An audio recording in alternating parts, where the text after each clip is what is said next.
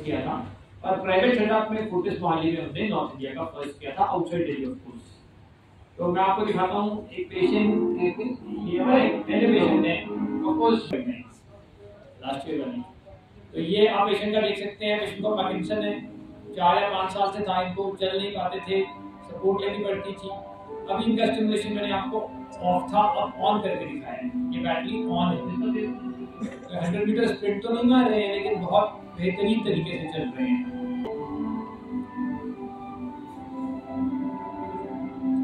हमें बेसिकली पैरों पे देखना है, इस बीमारी में ना पैर रुक जाते हैं चलते थे। जैसे तो आपने देखा होगा इंग्लिश मूवीज में कि जेल में उनको इंडिया में भी आई थिंक एक पे दिखाया होगा कि बेटिंग गेट ऑन और ऑफ में आप देख सकते हैं।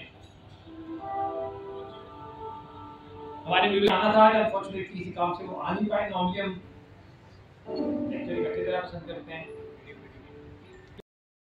मैं डॉक्टर निशित सावल, मैं सीनियर न्यूरोलॉजिस्ट हूँ फोर्टिस मोहाली में।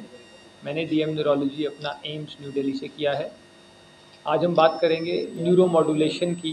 न्यूरोमॉड्यूलेशन के अंदर बेसिकली 2 टेक्निक्स आती हैं, डीप ब्रेन स्टिमुलेशन और vagal nerve stimulation. Deep brain stimulation mainly Parkinson नाम की बीमारी के लिए यूज़ होता है, पर शरीर में जितनी भी कंपन वाली बीमारी हैं उन सब में डीबीएस मददगार होता है। डीप ब्रेन स्टिमुलेशन सभी पार्किंसन के लिए काम नहीं करता है। पार्किंसन कई प्रकार के होते हैं, सिर्फ अच्छे पार्किंसन में काम करता है। और अगर पेशेंट का चुनाव अथवा चयन सही तरीके से हुआ है कि पेशेंट को अच्छा पार्किंसन ही था, तो डीबीएस से पेशेंट को फ़र्क पड़ने के चांसेस 90% से ज़्यादा होते हैं।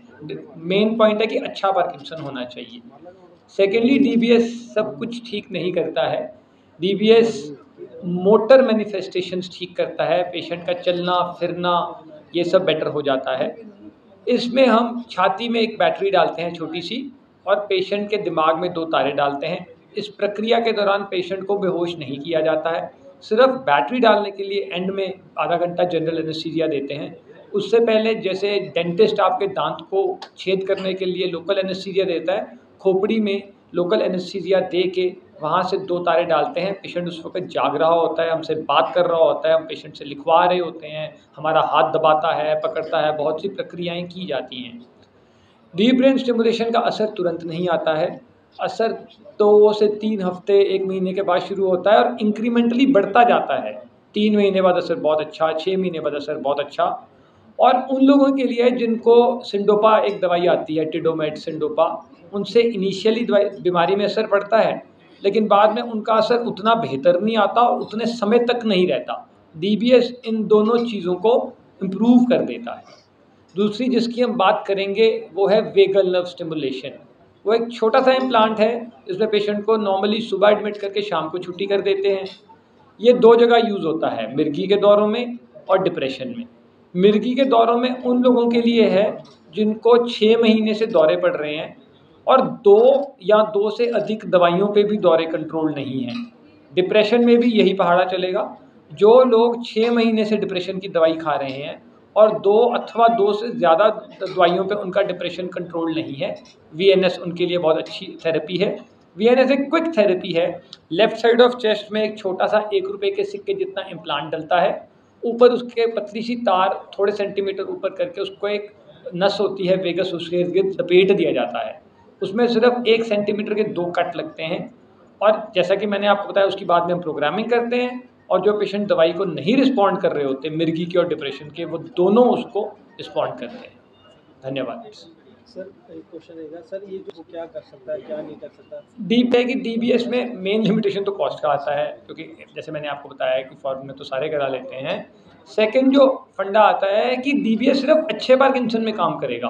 पार्किंसन कई तरह का होता है, ये बहुत इंपॉर्टेंट होता है कि जो आपको बंदा डीबीएस के लिए गाइड कर रहा है वो इतना ट्रेंड हो कि वो अच्छे पार्किंसन और बुरे पार्किंसन को डिफ्रेंशिएट कर सके। वो सिर्फ क्लिनिकली नहीं होता है, उसमें हम एक स्पेशल एमआरआई कराते हैं जिसको मूवमेंट डिसऑर्डर प्रोटोकॉल एमआरआई करा बोला जाता है।